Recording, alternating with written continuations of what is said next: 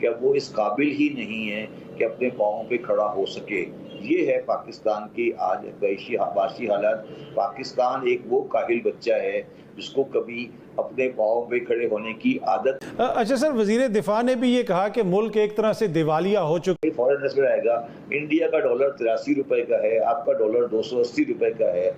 आप किस दुनिया में बैठे हो। पे जा रहे हैं। आज पाकिस्तान को वर्ल्ड बैंक ने कहा है कि हम 1.8 पे हैं, वो 8.4 में 1.8 पे हैं। ताड़ साहब चीमा साहब माइनस नाल उठाता होना किसी ने, उन्होंने वर्ल्ड बैंक ने की ਤੁਹਾਡੀ ਕੋ ਹਾਲਾਤ ਹੈ ਤੁਹਾਡੇ कोई हालात है कि वर्ल्ड बैंक तो नहीं ना इंपोर्ट है ना एक्सपोर्ट है। IMF आपका बजट बनाएगा, जो बजट बनाता है आप you can you define yourself as an independent country, क्योंकि आप अपने फैसले तो कहना चाहिए। हमारी नफरत ज्यादा कैसे बढ़ गई और ये कैसे हो गया कि जी साड़ी नहीं पहननी है, बिंदी लगाएंगे तो आप हिंदू हो जाएंगे, साड़ी पहनेंगे तो आपका रिलीजन चेंज हो जाएगा। 71 का जो डिबैकल हुआ है ना, तो उसके बाद फिर इन्होंने कहा जी कि अब हमने अपने आप को इंडिया से अलग करना। अच्छा सर, वजीर दिफा ने भी ये कहा कि मुल्क एक तरह से दिवालिया हो चुका है। हमें अमेरिका की और वेस्ट की सपोर्ट आती रही बहुत बड़ी तादाद में, और वो जो डॉलर आते रहे वो उन्होंने हमारी आदतें बिगाड़ दी। एक काहिल बच्चे को आपने पैसे दे दे के इतना ख़राब कर दिया कि वो इस काबिल ही नहीं है कि अपने पाँव पे खड़ा हो सके। ये है पाकिस्तान की आज माशी हालात। पाकिस्तान एक वो काहिल बच्चा है जिसको कभी अपने पाँव पे खड़े होने की आदत ही नहीं है। तो ये हमारी सोच रही है माशी तौर पर, और इस सोच ने पूरी पाकिस्तान की जो डायनेमिक ऑफ इकोनॉमिक्स को तबाह कर दिया, और उसकी वजह से पाकिस्तान एक नाकाम रियासत बन गया। कि जी जो मुल्क बना था ये एक नज़रिए पे बना था जिसका ताल्लुक मईशत से नहीं था, और कभी भी कोई माशरा नज़रियों की बुनियाद पे ज़िंदा नहीं रह सकता, और ख़ास तौर पे वो नज़रिया जिसके बारे में शदीद इख्तिलाफात पाए जाते हो अमल दरामद में।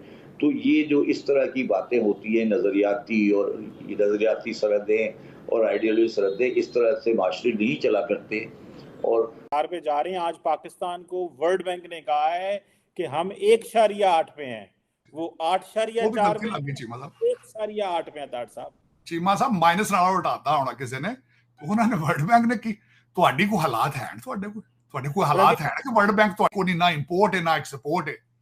IMF आपका बजट बनाएगा, जो बजट बनाता है आप you can you define yourself as an independent country, क्योंकि आप अपने फैसले तो कर ही नहीं पा रहे। बिल्कुल IMF आपका बजट बनाता है, जो बजट कंट्रोल करता है वो फॉरेन पॉलिसी को भी कंट्रोल करता है। तो आप इंडिपेंडेंट किस तरह, आप इसको डिफाइन करें। आप अपने पासपोर्टों से ये बिल्कुल ये निकाल दें जमहूरियत Pakistan. You are not an independent country any more, you are colony. तो इस कॉलोनी को अगर रखना है नहीं रखना है जल्दी फैसला करें। देख रही है कौम सारी, आप मजाक कर रहे हैं इसके साथ। ये थोक के पकौड़े कितना अरसा तड़ लोगे यार, how can you do that. अगर चलाना है तो दलेरी से इसको चलाएं, नहीं करना तो फिर उनको पकड़ाएं। उनके पास तो कई नए उस्मान बुजदार आ चुके हैं, उनके पास उनको पकड़ाओ यार। उनको ये मैंडेट की गल कर कहना चाहिए। हमारी नफरत ज्यादा कैसे बढ़ गई और ये कैसे हो गया कि जी साड़ी नहीं पहननी है, बिंदी लगाएंगे तो आप हिंदू हो जाएंगे, साड़ी पहनेंगे तो आपका रिलीजन चेंज हो जाएगा। ये वाली नौटंकी हमने कब शुरू की?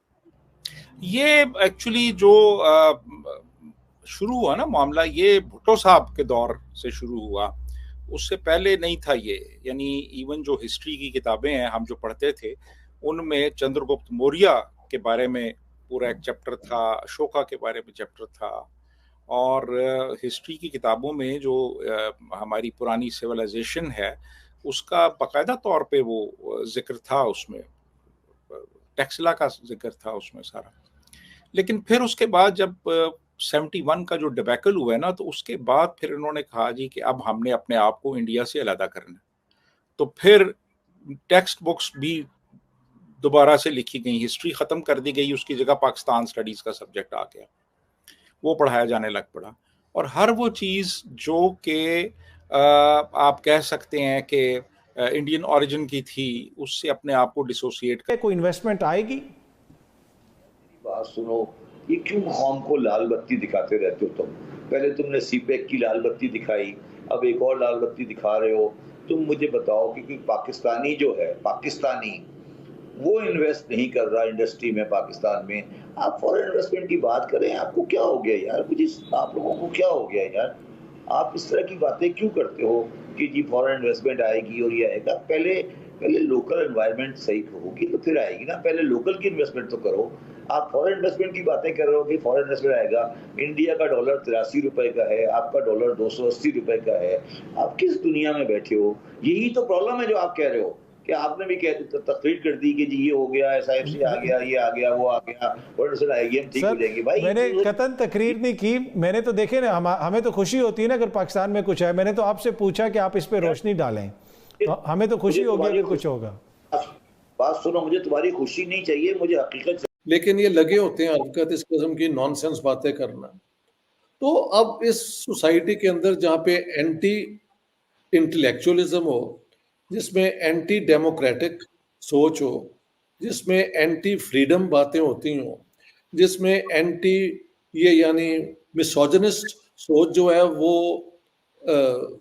रिस्पेक्टेबल समझी जाती हो, हाँ जी, और माइनॉरिटीज को मार देना, उनके चर्च जला देना, उनके कब्रिस्तान जो है रोज कर देना, ये हर रोज होता है पाकिस्तान में। सिर्फ अब हम ये ज्यादा सुन रहे हैं। ये पहले दिन से होता था। मेरे ख्याल से काम खराब हुआ है शुरू में, जब ये हुआ है ना 65 वॉर इंडिया के साथ, उसके बाद जुनूनियत की बंडी जो है वो बढ़ती गई है वक्त के साथ, और जनरल के दौर में तो वो फिर पूरी उसको पैटर्नाइज किया गया। ना जनरल जिया रहे हैं, ना वो लोग जो उनके इर्द गिर्द थे, लेकिन वो इतना को सोसाइटी में ये फैल चुके हैं, इन्हें कहते हैं स्लीपिंग सेल्स। ये आउट ऑफ कंट्रोल भी है। कि इनको कोई ऊपर से हुक्म आए कि ये आप जाके कर दें। भारत की तरह पाकिस्तान भी अपने पैरों पर खड़ा होने की कोशिश कर रहा था। पाकिस्तान में भी विकास की लहर चल पड़ी थी, लेकिन पाकिस्तान को बनाने वालों में ज़्यादातर जमींदार शासक वर्ग के लोग थे, जिन्हें बैठकर मुफ्त में खाने की आदत थी। उन्हें काम करने की कोई ज़रूरत नहीं थी। इसलिए पाकिस्तान में धीरे धीरे जो विकास की रफ्तार आगे की ओर चल रही थी, वो अब पीछे की ओर चलना शुरू किया। लेकिन इस पर रोक लगाया अमेरिका ने। अमेरिका को अफगानिस्तान में जो सोवियत यूनियन आ गया था, उससे लड़ने के लिए जिहादियों की फौज की जरूरत थी, और पाकिस्तान ने इन जिहादियों की फौज अपनी यहाँ इकट्ठा की और अमेरिका के पैसे पर फिर पाकिस्तान चलने लगा। लेकिन 10 साल बाद सोवियत यूनियन भी अफगानिस्तान से वापस चला गया। इसके बाद अमेरिका में 9/11 हो गया, और फिर जो जिहादियों के फौज थे वो तालिबान बन गया, और उनसे लड़ने के लिए फिर पाकिस्तान की ज़रूरत अमेरिका को पड़ी, और अमेरिका फिर कोलेशन फंड के नाम पर पाकिस्तान को पैसा देने लगा। लेकिन जब 9/11 के बाद ओसामा बिन लादेन मारा गया, तब अफगानिस्तान से कुछ दिन के बाद अमेरिका चला गया, और जो पैसे का स्रोत था जिस पर पाकिस्तान बैठकर अमेरिकी डॉलर पर खा रहा था, वो भी बंद हो गया। तब पाकिस्तान ने अमेरिका के विरोधी चीन से हाथ मिलाया और चीन से पैसा लेने की कोशिश की।